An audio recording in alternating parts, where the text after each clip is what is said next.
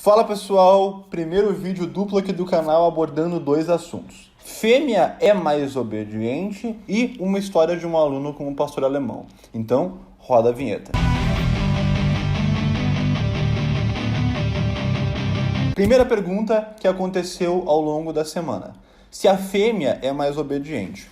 No geral, as fêmeas de cães, elas vão ser mais obedientes no sentido de não testar tanto o seu condutor, o seu líder. O macho, ele tende a testar mais, ele é mais de se esbarrar, de querer se impor, de querer saber o que é dele e o que não é. A fêmea, ela tem mais aquele instinto materno. Então é mais comum uma fêmea abraçar todos da casa como membros do grupo, entender o seu papel e ficar tranquilo. Então, independente das raças, a fêmea tende a ser mais amena nessa questão de testar, nessa questão de teimar, nessa questão de, inclusive, de dominância, de disputa por recursos. O que não significa que ela vai ser mais amena na proteção. Não é a mesma coisa. Os impulsos que nós usamos na proteção, eles não são os impulsos de dominância ou de testar ali. Não, são coisas diferentes. A principal diferença da fêmea e do macho na proteção é a questão proporção, né? Tamanho e peso. Mas em relação ao trabalho doméstico, então, geralmente é mais fácil você lidar no manejo com as fêmeas. Inclusive, eu gosto muito de falar no meu perfil db.mist que eu não só vejo o que os treinadores falam, mas o que eles fazem. E eu já vi vários treinadores pelo mundo e pelo Brasil, de tanto cães de polícia, quanto de função, quanto de esporte, terem fêmeas dentro de casa. Porque é muito mais fácil o manejo com higiene, é mais tranquilo. Tem aquela frase que tem um fundo forte de verdade, que a fêmea protege as pessoas e o macho tende a proteger o território. Tem um fundo de verdade sim nisso. Então, se a questão da proteção em si não tem grande diferença, eu vou sempre optar para ter dentro de casa algo que seja mais fácil, mais simples e mais leve. Um exemplo é a questão do Rottweiler. O Rottweiler macho tende a ser um cão que testa bastante, que é insistente para entender os seus limites. A fêmea já tende a não ser tão assim.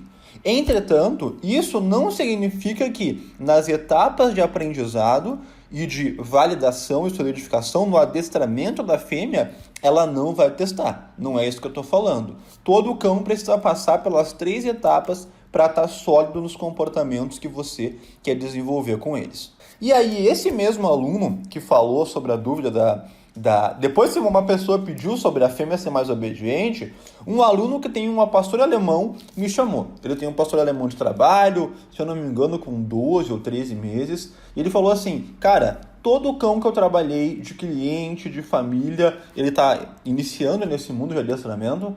E esse pastor alemão vai vir a ser o seu cão modelo. E o cão modelo é aquele cão que o adestrador usa para fazer o seu material de divulgação, para mostrar o seu trabalho, a sua escola de treinamento, né? E ele comentou que de todos os cães que ele treinou, o dele é o que mais testa. E eu perguntei para ele assim, como que ele te testa?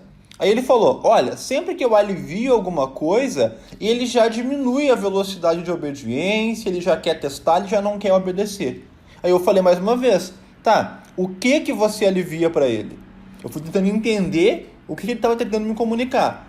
E ele falou, por exemplo, se eu mando ele ficar no comando limitador e ele sai e deita do lado porque está quente, eu percebo que eu deixando isso, ele já começa a me desobedecer em outras áreas. Se eu dou carinho, se eu dou mais liberdade, mais intimidade, ele começa a me desobedecer em outras áreas.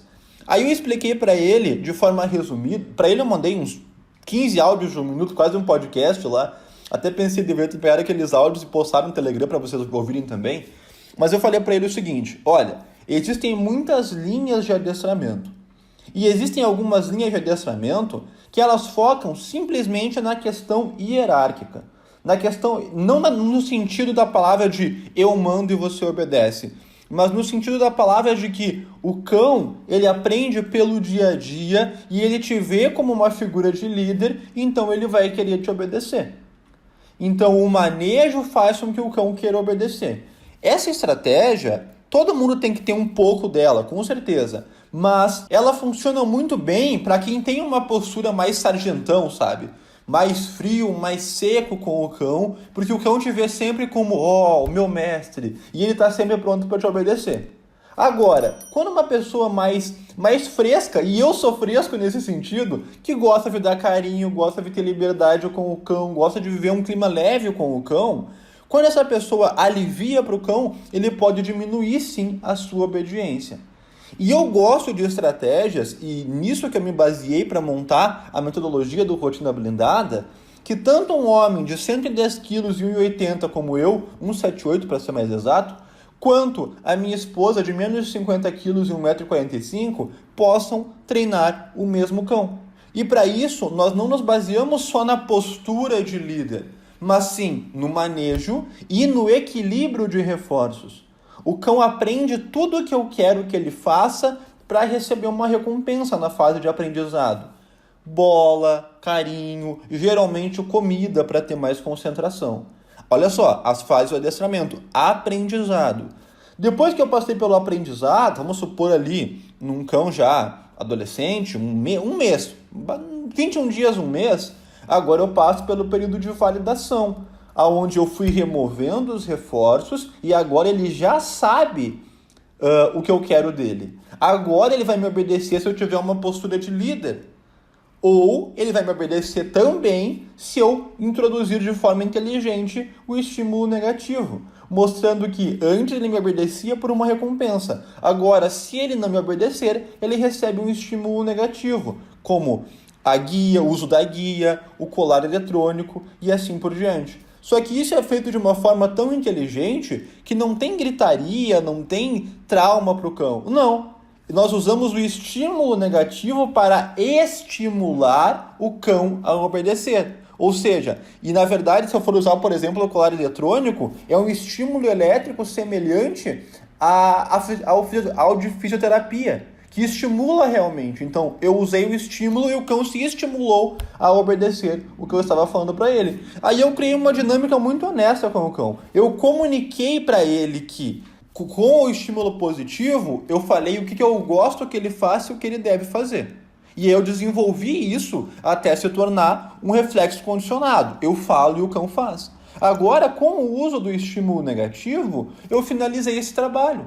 E agora eu vou passar pelo período de validação. O cão vai testar, sim, em alguns momentos, se ele pode ou não obedecer. Aí eu uso o estímulo negativo, ele entende que não, eu sempre tenho que obedecer. Logo, acabou ali. Eu, quanto a minha esposa, podemos trabalhar juntos com a mesma linguagem que o cão entende. Então, aí eu falei para ele sobre essa questão do treinamento balanceado, né, que é o treinamento moderno hoje em dia. Nós viemos de uma onda no século XX, onde o treinamento era basicamente pura forçamento, pura punição, puro estímulo negativo. Depois veio uma onda puramente positiva e um positivismo, e chegamos no momento do treinamento balanceado, onde nós entendendo isso, nós conseguimos direcionar o comportamento de um cão. E claro que nem toda metodologia vai funcionar para todo cão, nem para todo condutor e nem para todos os objetivos. Alguns cães não gostam de comida, de bola, de carinho. Então, nesse caso, sobra basicamente o manejo realmente, a liderança e usar o dia a dia ali e o estímulo negativo. Alguns cães vão gostar mais do contato com o dono. O contato com o dono é importante, isso torna uma moeda de troca no início da fase de aprendizado. Outra coisa, o estilo do dono, do condutor, do dono. Às vezes o dono já tem um estilo mais sério, mais firme, mais duro, e o cão vai sentir isso e vai obedecer mais pela postura que ele tem. Algumas pessoas não vão ter essa postura. Então a gente tem que entender se a metodologia que você segue, ela é a ideal para os impulsos que o seu cão tem, para quem você é e para os objetivos que você quer. Porque ele queria, que era basicamente uma educação básica, mandar o cão para a caixa e ele ir sempre rápido. Não correndo, mas rápido, sem se desviar, chamar e o cão sempre vir. Um equilíbrio de reforços cai muito bem. E olha que interessante, ele tem um pastor alemão de trabalho, um cão que foi selecionado num esporte, numa prova de seleção chamada hoje em dia de IGP. Antigamente era Hippo e Schunzum. uma prova, uma metodologia que trabalha faro, obediência e proteção. Ou seja, provavelmente um dos cães de uma das raças mais inteligentes de trabalho do mundo. Só que, puramente na liderança, o cão entendeu rapidinho que quando o meu dono fala grosso e não me dá atenção, eu obedeço. Agora, quando o meu dono me dá atenção e é carinhoso, eu não preciso obedecer. Faltou o equilíbrio de reforços tão comum no treinamento moderno. Além disso, eu, por ser uma pessoa mais fresca com o meu cão, eu gosto de dar carinho, eu gosto da liberdade, eu não posso seguir uma metodologia que dar atenção, dar carinho, dar liberdade, rolar na grama com o cão, brincar com o cão dessa maneira. Se eu sigo uma metodologia que, fazendo isso, diminui a obediência do meu cão, para mim, essa metodologia não é adequada para o que eu busco de relação com o meu cão. Agora, com o equilíbrio de reforços, a liberdade e a intimidade que eu tenho com o meu cão não está atrelado ao nível de obediência que eu tenho dele. E isso é muito importante. Algumas pessoas treinam isso junto. Nós podemos treinar isso separado. É isso que o treinamento pode proporcionar. Uma boa vida para o seu cão, muito obediente, muito tranquilo, muito calmo, e uma boa vida para você, onde você tem tudo o que você quer do seu cão e essa relação só melhora com o passar do tempo. Então, aprendizado, validação e solidificação. O que é solidificação? Vamos supor que o aprendizado demorou 21 dias, a validação mais 40 dias. A solidificação ela é eterna. Cada mês que passa, o seu cão está melhor, mais obediente e mais treinado. Por quê? Porque você manteve aqueles comportamentos que você quer e a comunicação sempre foi honesta entre vocês. Espero que tenham gostado desse vídeo. Um forte abraço para você. Curta se você gostou dessa ideia de trazer assuntos lá do Instagram aqui para cá. Um forte abraço, curta, se inscreva no canal e até mais.